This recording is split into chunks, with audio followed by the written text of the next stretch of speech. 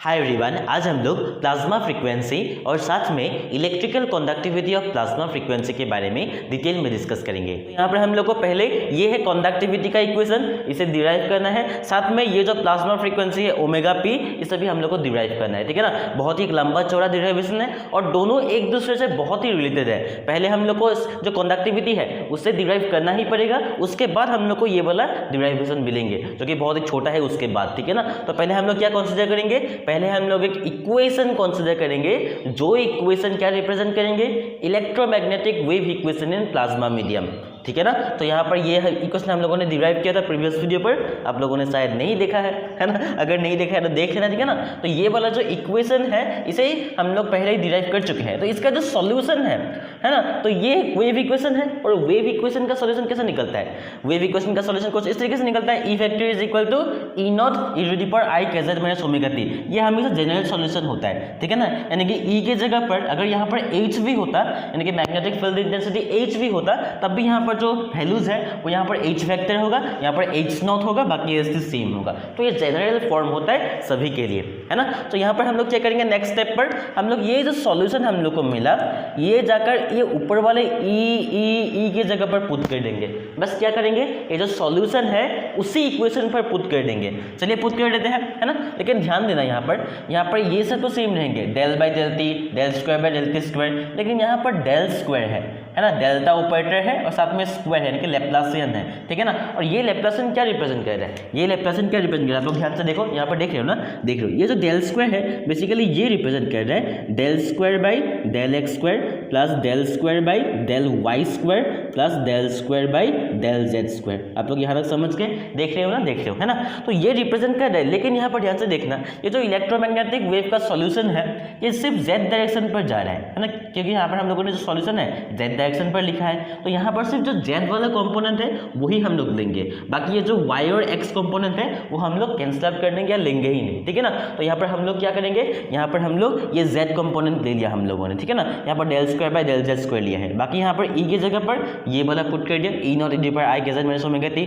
Mu sigma को हम लोगों ने क्या लिखा, म्यू सिग्मा ही लिखा है, और ई की जगह पर ये वाला पुट कर दिया। फिर से माइनस म्यू एप्सिलॉन को म्यू एप्सिलॉन नॉट लिखा है, एप्सिलॉन लिखा है, और del square by del t square साथ लिख के ई की जगह पर ये वाला पुट कर दिया है ना। यहाँ तक समझ के समझना होगा, है ना। तो यहाँ पर क्या करेंगे, z के रेस्पेक्ट में डबल डिफरेंशिएट करेंगे।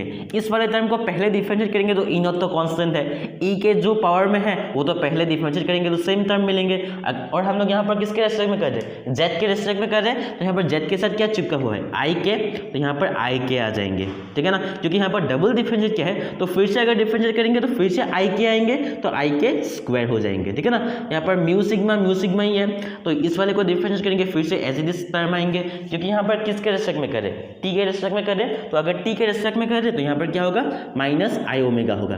क्योंकि देखियो यहाँ पर टी के साथ क्या है, ओमेगा, और साथ में आई ओमेगा होगा, क्योंकि टी के रेस्पेक्ट में करें, है ना। अगर हम लोग डबल डिफरेंशिएट करेंगे तो क्या होगा, आई ओमेगा का स्क्वायर हो जाएंगे, जो कि यहाँ पर हम लोगों ने आई ओमेगा स्क्वायर लिखा है। और बाकी जो कुछ भी है mu epsilon e not E to the power i minus omega t, इसे हम लोगों ने ऐसे लिख दिया है ना। ये तक समझ गए, ठीक है। अब कॉमन क्या ले सकते हैं, ये तीनों कंपोनेंट में या तीनों जो टर्म्स है इसमें कॉमन क्या है, E not E to the power I K Z minus omega T common है, कॉमन ले लिया हम लोगों ने, है ना। तो अंदर क्या बचा, आई के स्क्वायर, आई का स्क्वायर करेंगे तो क्या होगा, इमेजिनरी टर्म का अगर हम लोग स्क्वायर करते हैं तो क्या वैल्यू निकल के आता है, -1। तो यहाँ पर माइनस के स्क्वायर होगा, माइनस म्यू सिग्मा, और साथ में ये वाला तो कॉमन है, माइनस माइनस प्लस, तो आई ओमेगा प्लस हो गया, है ना।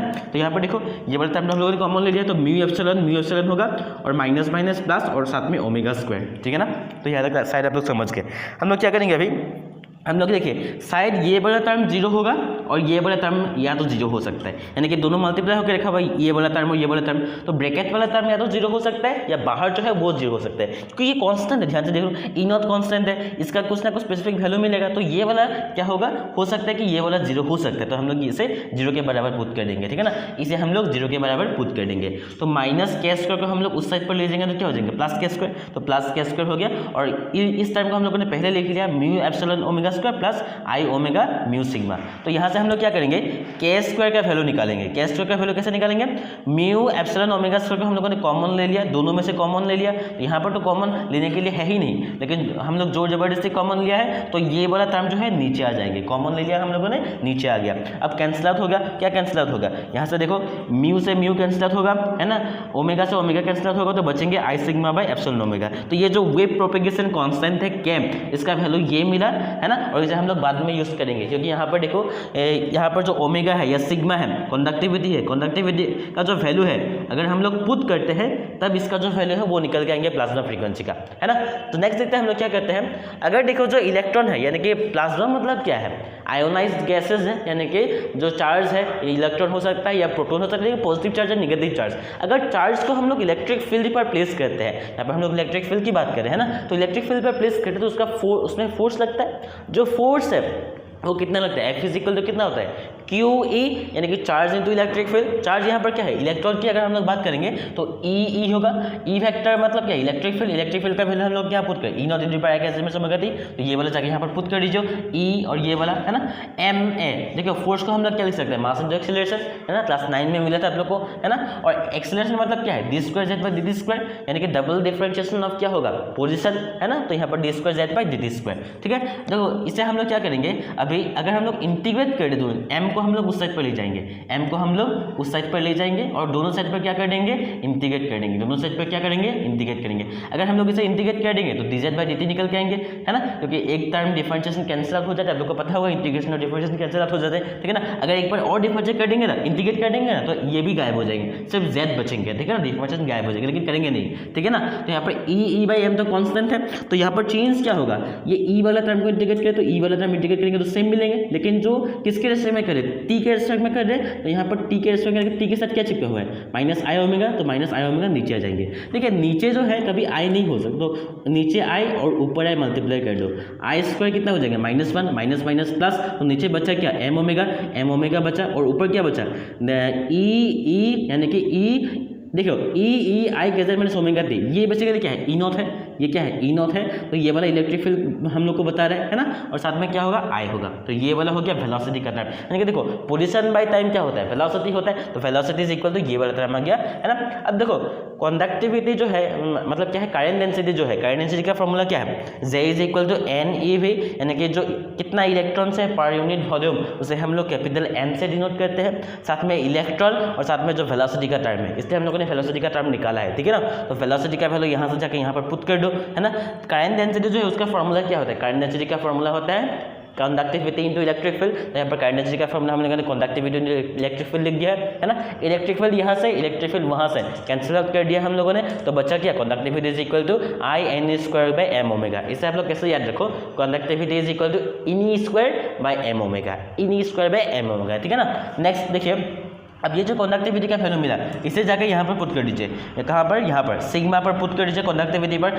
तो यहाँ पर जाके हम लोगों ने पुट कर दिया, जैसे ही पुट कर दिया तो यहाँ पर देखो आई और आई स्क्वायर मतलब क्या होगा, -1 होगा, है ना, और n square by m epsilon, इसे हम लोगों ने एक साइड पर लिख लिया है, और क्या बचा, omega into omega, omega square, इसे हम लोगों ने उस साइड पर लिख लिया है, मल्टीप्लाई करके लिख सकते हैं, है ना। और यहाँ पर के का वैल्यू अगर हम लोग निकालना चाहते हैं तो के का वैल्यू क्या होगा, के स्क्वायर पर उधर भेज दीजिए, तो यहाँ पर ओमेगा स्क्वायर का वैल्यू ओमेगा हो जाएंगे, यहाँ पर √4 आ जाएंगे, और यहाँ पर 1/2 आ जाएंगे, ठीक है ना। और ये वाला जो टर्म है इसे हम लोगों ने क्यों अलग से लिखा था, क्योंकि ये वाला जो टर्म है इसे हम लोग कहते हैं प्लाज्मा फ्रीक्वेंसी। क्या कहते हैं, प्लाज्मा फ्रीक्वेंसी का square, omega p square is equal to ये वाला टर्म, यानी कि आप लोग देख सकते हो के का जो वैल्यू है, के का जो वैल्यू है वो कुछ इस तरीके से होगा, ओमेगा। यहाँ पर देखो ये जो आप लोग एक बार ध्यान रखना, प्लाज्मा पर क्या होता है, जो परमिएबिलिटी होता है और परमिटिविटी होता है इन फ्री स्पेस और इन मीडियम सेम होता है, तो आप लोग 0 करके भी लिख सकते हो, ठीक है ना।